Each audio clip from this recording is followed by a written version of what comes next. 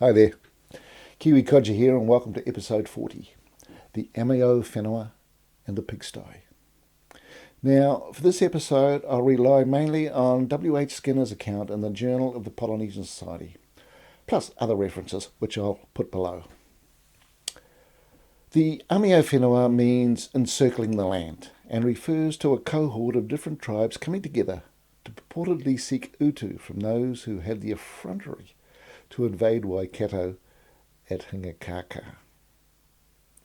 The formation of this group occurs as follows. The first contingent is Ngāti Whātua of the Kaipara that leaves Amiowhenua Pa in February 1821. Another is Ngāti Pawa from Amiowhenua on the Taranaki River. They join the leader of this enterprise, Apihai Te Kawao at Mangere, then set forth for the Waikato. Ngāti Tipa from the lower Waikato join, then a group of Ngāti Mahanga join at Kirikiriroa. Ngāti Maru send a large group from the Thames. Ngāti Mahuta join at Kaitotehi Pa, which is just opposite Taupiri Mountain. Tukorehu leads the Ngāti Maniapoto from Mangatoatoa Pa.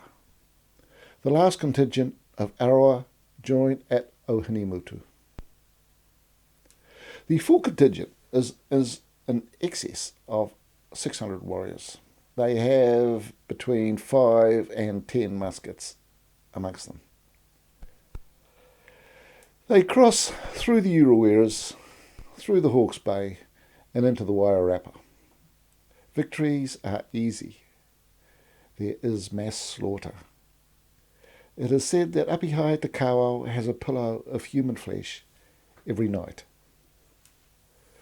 Word of their terror goes before them, and as they near the Hutt Valley, Kaianga and Pa are empty. In Wellington, the record shows only the island Pa on Tupotaranga is taken.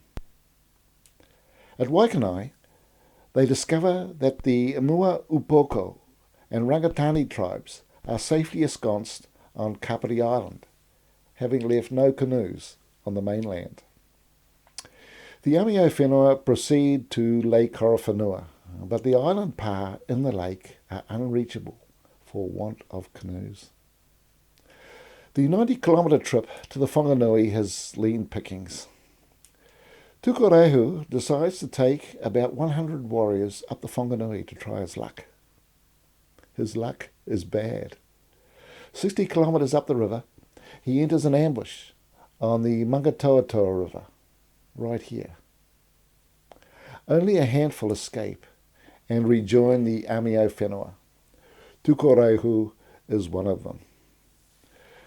Little is recorded of their journey up the Taranaki coast, but their story becomes more detailed once reaching the New Plymouth area.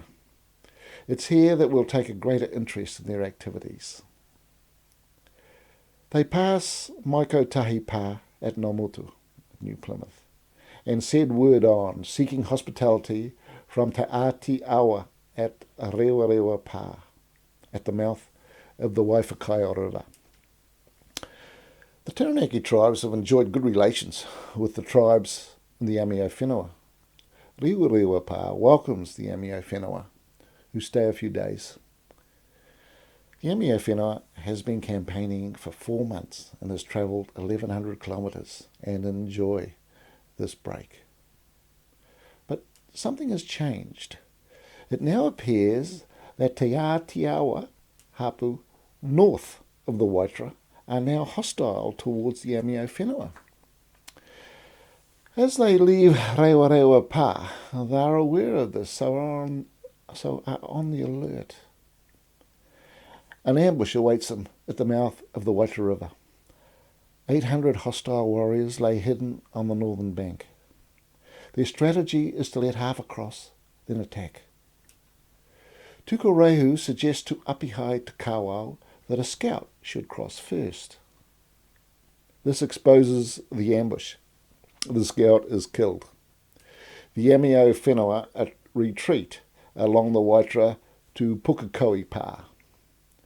they observe a large force crossing to the southern side of the Waitara. Pukekohe is quickly assessed as too large to hold. They abandon it and head for Puketorua, about 8 kilometres south. The pa is held by a small force of Te Ātiawa, and after their brief battle, abandon it. The pa is then occupied by the Amio Fenua. The hostile forces arrive and surround the pa.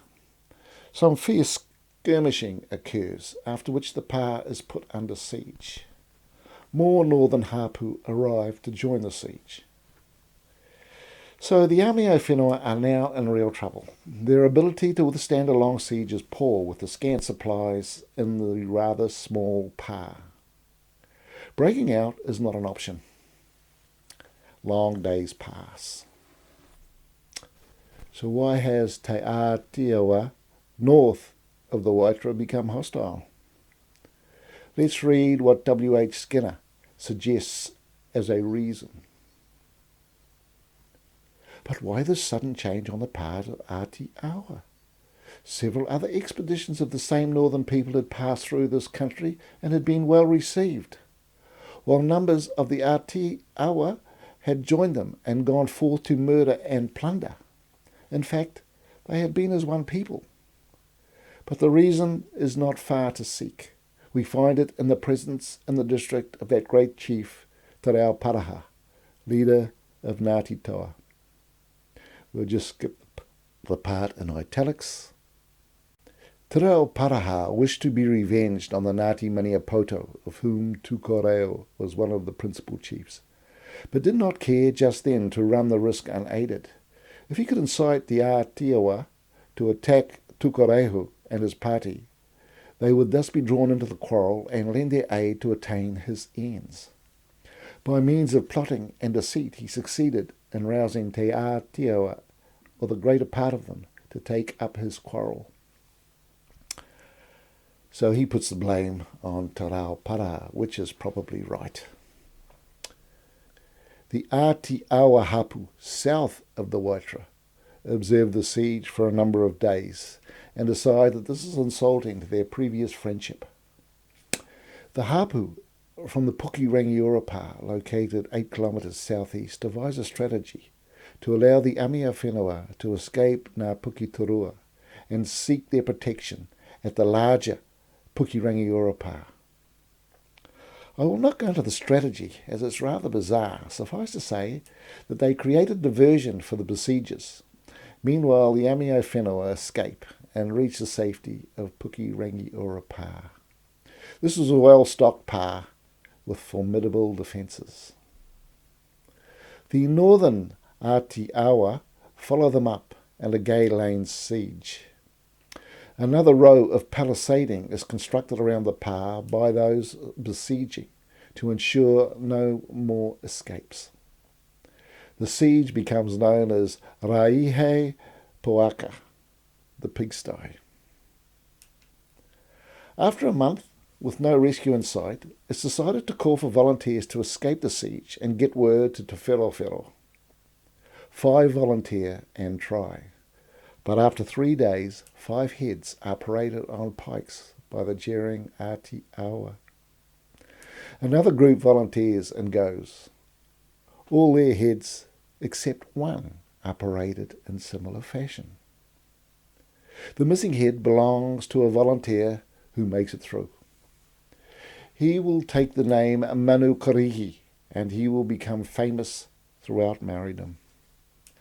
Te Hurunui says that he took this route. It's 220 kilometres through territory that is on high alert. W.H Skinner records that he took this route. It's 490 kilometres. I lean towards Skinner's route. Either way, this trip through rough country is an incredible feat. On being advised of the siege, Te Wherowhero sends word for a force to gather to relieve the siege and teach the treacherous Ātiawa a good lesson. The Waikato force is instructed to assemble at the mouth of the Mokau River and then move in force down into the Taranaki. But we will leave Te Wherowhero and the Amio Fenua here. I look forward to your company again as we follow Te Wherowhero into Taranaki. Until then, take it easy and stay safe out there. Catch ya.